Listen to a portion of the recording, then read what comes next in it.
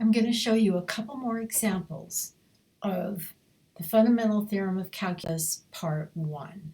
And remember that last time, the important thing to remember is that the integral function is an antiderivative. So g of x is the antiderivative of f of x. So to find the integral, you would find the antiderivative of f of x.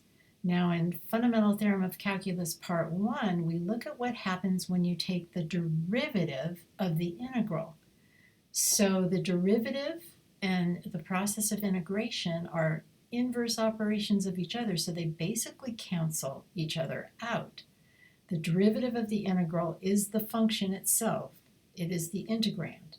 So that was the basic idea of Part 1. So let's look at a slightly more complicated example. We're going to do two examples.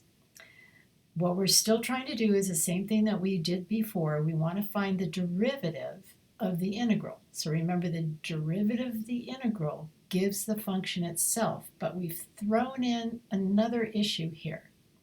Notice that our lower boundary is 0, which is fine, but our upper boundary is x cubed, so it's not a simple x, it's an x cubed. How do we figure that out? So there's one more step that we have to do. So first of all, we're going to substitute x cubed in for t.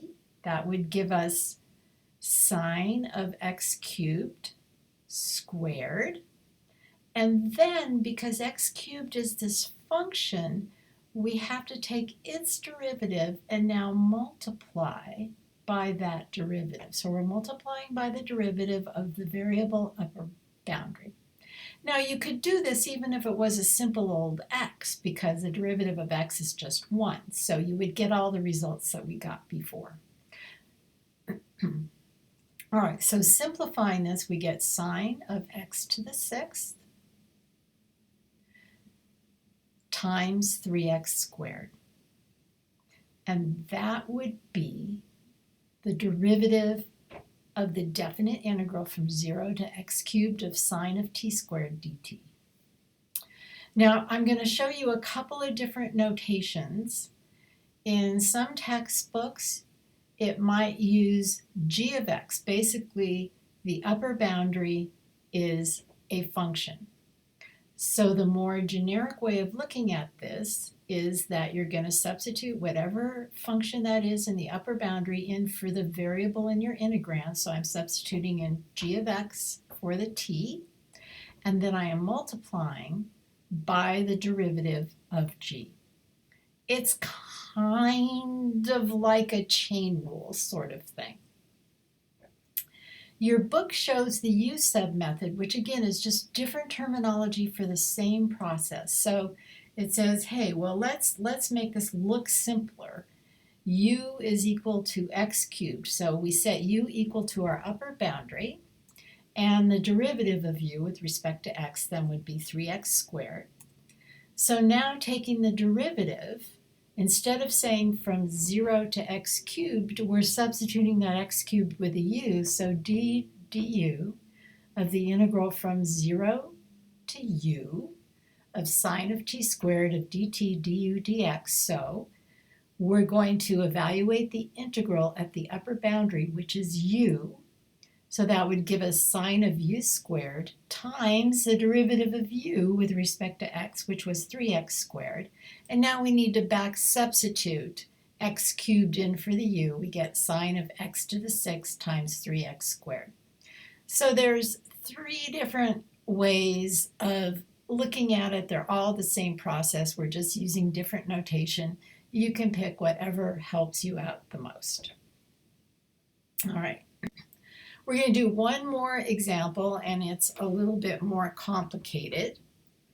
So notice that both our lower and our upper boundary are variables. So we're trying to find the derivative of the integral from cosine to sine of the natural log of 1 plus 2v dv. So we cannot deal with a problem that has both a variable lower and upper boundary. So we're going to split it apart. we're going to go from cosine to 0 and then from 0 to sine. And one of the properties of integrals says that you can split apart intervals exactly like this. Go from the lower interval to something that's in between it and the upper interval, and then from there to the upper interval. And that's exactly what we're doing. Excuse me. Now, the first integral that goes from cosine of t to 0, that has the variable lower boundary, so we know we have to switch it so that our variable is the upper boundary. So we're going to take the negative of the original, which was cosine of t, to 0, and we're going to go from 0 to cosine of t.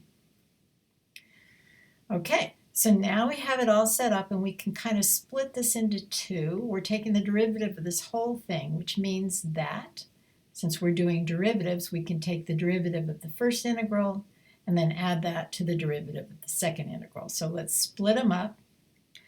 We're taking the derivative of the integral from 0 to cosine of t of the natural log of 1 plus 2v dv. So remember, the derivative of the integral is the function itself, so we're basically going to evaluate that function ln of 1 plus 2v, where v is equal to cosine of t. And since it's a variable boundary, we also have to multiply, as we just saw in the previous example. We're going to multiply by the derivative of that upper boundary. So the derivative of cosine of t is negative cosine of t. So that's the first integral. The second integral, we go from 0 to sine of t, exactly the same thing. We're going to evaluate the natural log of 1 plus 2v at sine of t. So we get the natural log of 1 plus 2 sine of t, just substituting sine of t in there for the v. But then we have to multiply by the derivative of that upper boundary. So the derivative of the sine of t is cosine of t. And so then we're just going to simplify the signs a little bit and we get our final answer.